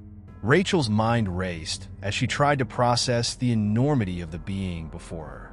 The altar had been meant to seal away a powerful, destructive force, but instead, they had unleashed something far worse. This was no simple manifestation of fear. No, this was an ancient evil that had been imprisoned for millennia, waiting for the perfect moment to break free. And that moment had come when Rachel, unwittingly, unlocked the seal. "We've made a mistake," Rachel whispered, her voice trembling. This thing, it wasn't the creature we were supposed to stop. It's something much worse. We set it free." Emma, who had been frozen in fear since the figure emerged, looked at Rachel in horror. "What do we do now?" she asked, her voice barely above a whisper. "We're out of our depth, Rachel. This is beyond anything we've faced." Rachel's heart pounded in her chest as she struggled to keep her thoughts focused. The air around them had thickened, charged with a palpable sense of dread. Every instinct screamed at her to run, to escape, but she knew they couldn't outrun something like this. They had already opened the door. There was no going back. The creature, if it could even be called that, stepped closer, its movements fluid, unnatural, as though it were gliding above the ground. Rachel's mind reeled with fear and confusion. This being didn't need to speak to make its presence felt.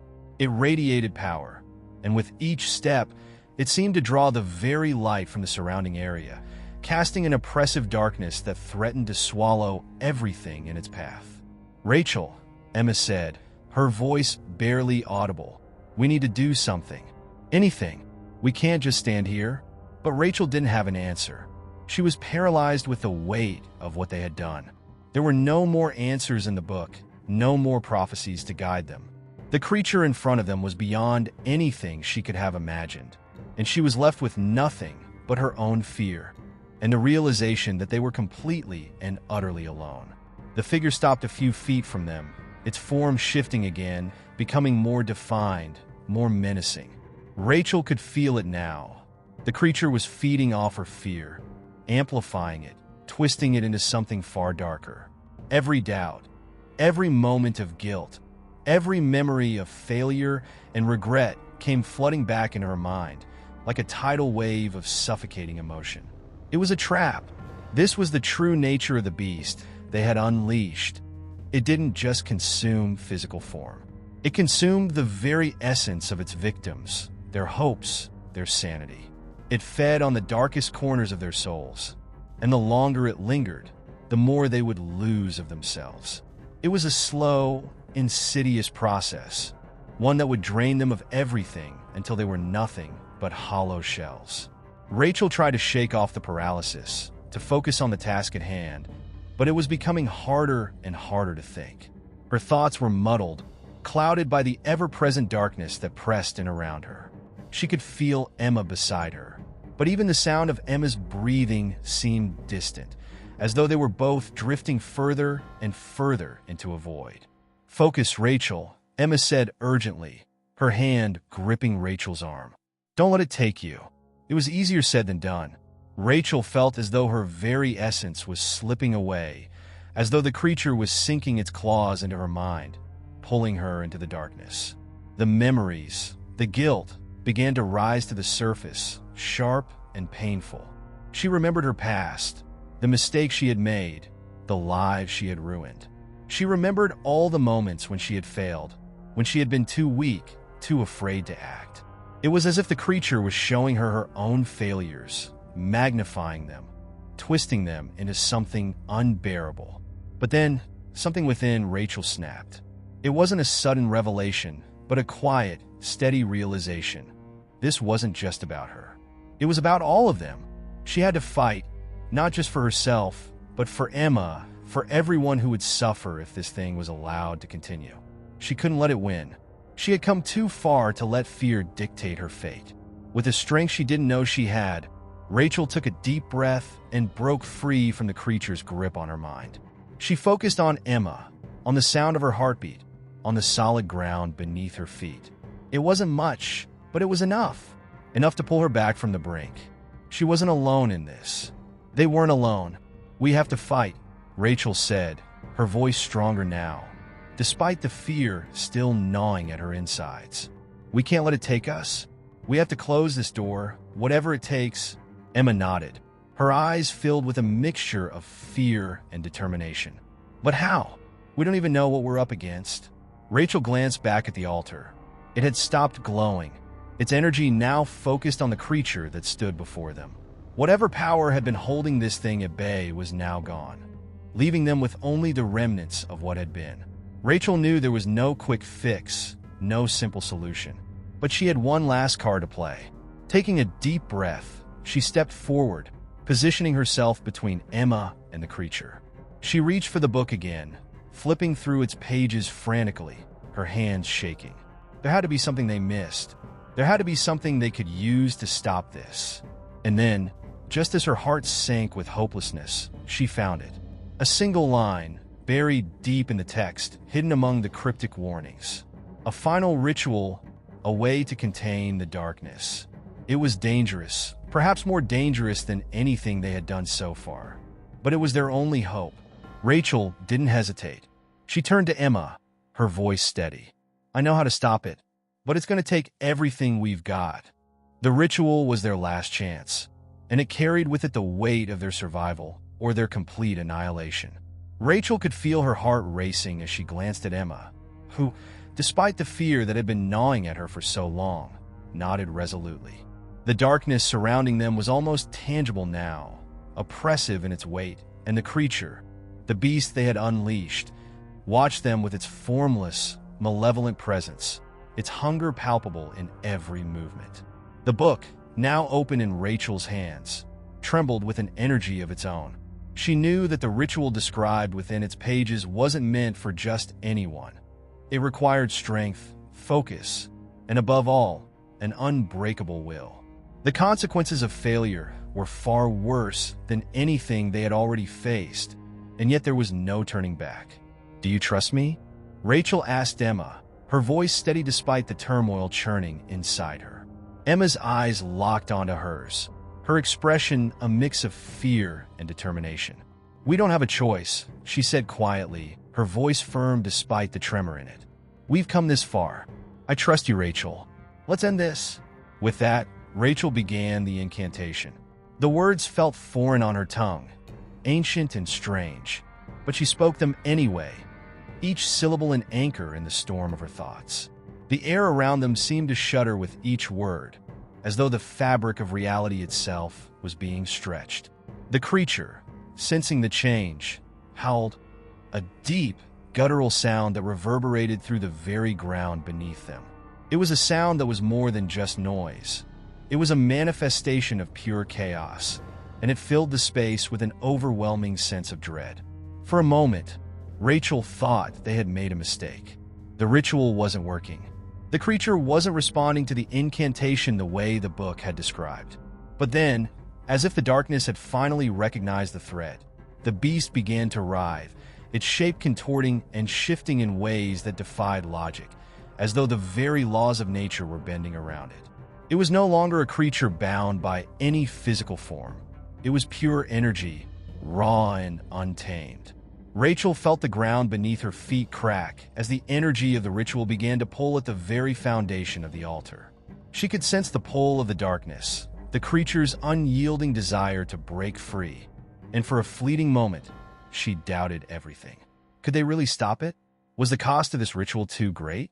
But then Emma's hand found hers, grounding her in the chaos. Rachel glanced at her, seeing not fear, but a silent, resolute strength. The weight of everything they had done, of everything they had sacrificed, was in this moment. Rachel couldn't fail now. The beast screeched in fury, its form shifting more violently as the ritual continued to take hold. The book's pages began to glow with an eerie light, casting shadows that danced across the altar. The darkness that had surrounded them seemed to withdraw, retreating as the ritual's power built to a crescendo. It was a desperate, violent push against the beast, and Rachel's entire being screamed with the effort to hold it together. Her body felt like it was being torn apart, every cell fighting against the strain of the ritual, every instinct telling her to run, to let go. But she couldn't. She wouldn't. Suddenly, a blinding flash of light erupted from the altar, and for a split second, Rachel thought she had been blinded. The world around her collapsed into white, a searing pain shooting through her head as if her very consciousness was being torn apart. But then, just as quickly as it had begun, the light faded. The beast's scream, too, vanished, and a silence that felt unnatural descended upon them. Rachel collapsed to her knees, gasping for air. She could feel the weight of exhaustion pulling at her, and for a moment, she thought she might lose consciousness. But Emma was there, kneeling beside her, her hands on Rachel's shoulders, grounding her. Did it work? Emma asked, her voice hoarse but filled with hope. Rachel tried to stand, her body trembling, but the strength it took to even lift her head was too much. She could barely speak, but somehow, she managed to whisper, "I think it's over." The silence that followed was eerie. There was no wind, no sound of wildlife, nothing. It was as if the entire park had gone still, holding its breath. Rachel could feel it, too. The oppressive weight of the creature's presence was gone.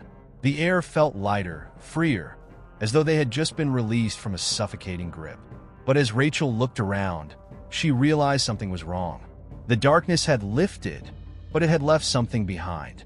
The ground beneath them, the very air around them, felt different. And when she turned to Emma, she saw it, the fear in Emma's eyes, the way her body trembled, as though she, too, was feeling something unsettling. "What's happening?"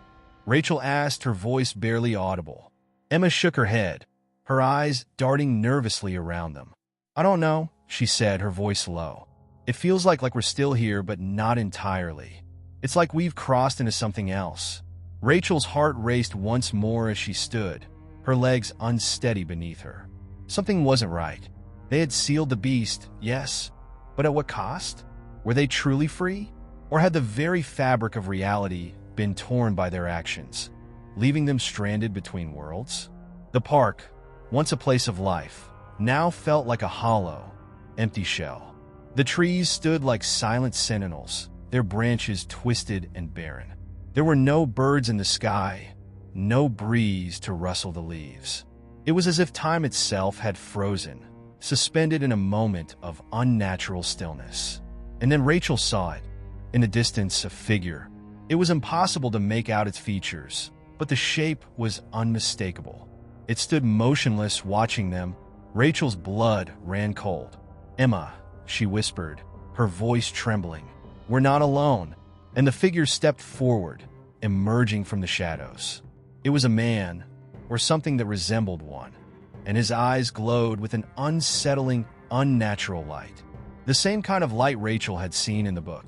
It was the same presence that had haunted her every step since she had first entered Central Park. And now, it had come to claim them. The real nightmare was just beginning. The figure stepped closer, its movements unnervingly smooth, as though it were gliding rather than walking. Rachel and Emma froze, their bodies locked in place by a primal fear that coursed through their veins. The oppressive stillness of the park seemed to magnify every sound. The crunch of leaves beneath the figure's feet, the soft rustle of fabric as it moved.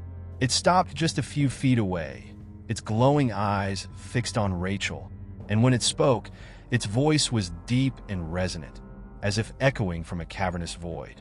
"You have broken the seal," it said, each word reverberating through the air, "and with it the balance of this place.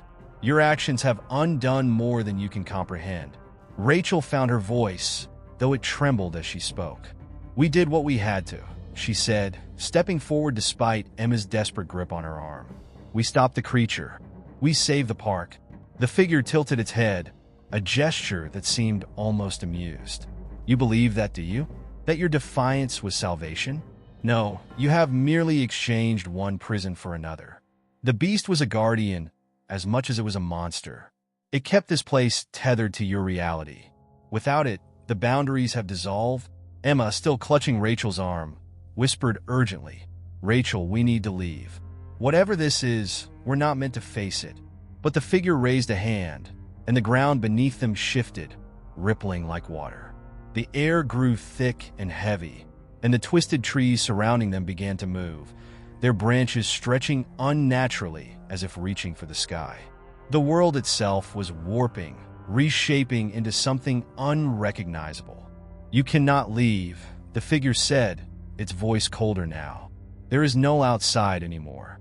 This place exists apart from your world now, a fragment cut loose by your meddling. You belong here now, as much as I do." Rachel's mind raced, her thoughts a chaotic swirl of fear, guilt, and determination. She glanced at Emma, whose wide eyes betrayed her panic, and then back at the figure. "If we belong here, then so do you," Rachel said, her voice steadier now. "You're tied to this place, just like the beast was. But that means you are not invincible." The figure's glowing eyes narrowed. "Do not presume to understand me, child," it hissed, but Rachel was already moving. Her hand darted to the book, which still glowed faintly in her bag. She pulled it free and opened it, flipping through the pages as quickly as she could. The words seemed to shift and writhe on the paper, but one passage caught her eye, a final incantation, one she hadn't dared to use before. "Emma, help me!" Rachel shouted, thrusting the book in her friend's hands. "Hold it steady." Emma hesitated, fear flashing across her face, but the determination in Rachel's voice spurred her into action. Together, they began to chant the incantation, their voices merging into a single, defiant force. The figure recoiled, its glowing eyes flaring brighter, but it didn't retreat. "You cannot bind me," it snarled, its form flickering and distorting as the incantation continued. "I am beyond your comprehension." But Rachel and Emma didn't stop. The ground beneath them trembled violently, cracks spidering out from the altar. The trees groaned and bent as though caught in a storm, and the air was filled with a deafening roar. The figure lunged at them, its form stretching unnaturally, but just as it reached them, the incantation reached its crescendo. A blinding light erupted from the book, enveloping the figure. It let out a scream, a sound of pure, unbridled rage, as its form dissolved into the light. The world around them seemed to collapse inward, the twisted trees, the cracked ground, and the oppressive darkness folding in on themselves. Rachel felt the pull of the collapsing space, as though she were being drawn into the void, but she clung to Emma, anchoring herself in the chaos. When the light faded, Rachel and Emma found themselves lying on the grass, the soft chirping of birds and the distant hum of city life filling the air. Central Park was back to normal, or so it seemed. The twisted trees were gone, replaced by the familiar oaks and maples, and the air was fresh and crisp. But something felt different. Rachel sat up, her body aching but intact. Emma was beside her, staring at the sky with a dazed expression. "Is it over?" Emma asked, her voice barely above a whisper. Rachel nodded, though she wasn't entirely sure. The book was gone, vanished along with the figure and the collapsing darkness. But as she looked around, she noticed subtle changes. The colors of the leaves were slightly off, the shadows cast by the trees seemed to move unnaturally, and the distant laughter of children carried an eerie, echoing quality. "It's over," Rachel said, more to convince herself than Emma. "We did it." But as they stood and began to walk toward the edge of the park, Rachel couldn't shake the feeling that they hadn't truly escaped. The park had been restored, yes, but it wasn't the same park they had entered. Something had shifted, a lingering reminder of the darkness they had unleashed. As they reached the park's edge, Rachel turned back one last time. For a moment, she thought she saw the faint glow of eyes watching them from the shadows, but when she blinked, it was gone. Central Park was alive again, but it would never be the same, and neither would they.